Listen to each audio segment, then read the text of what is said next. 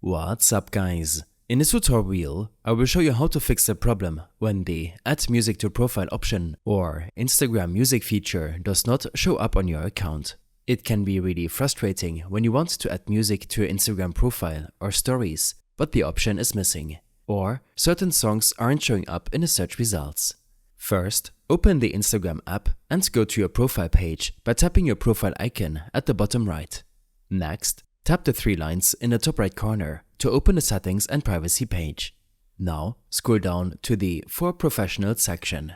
This issue often occurs because your account is set to a business account or professional account, and certain music tracks are restricted for these types of accounts due to licensing agreements.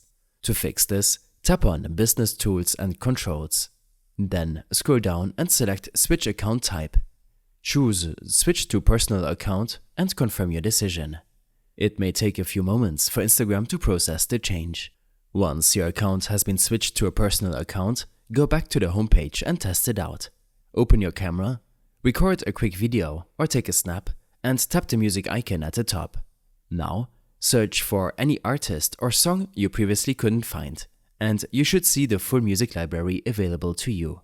I hope this helped you out. Leave a comment if you have any questions, and see you in the next one.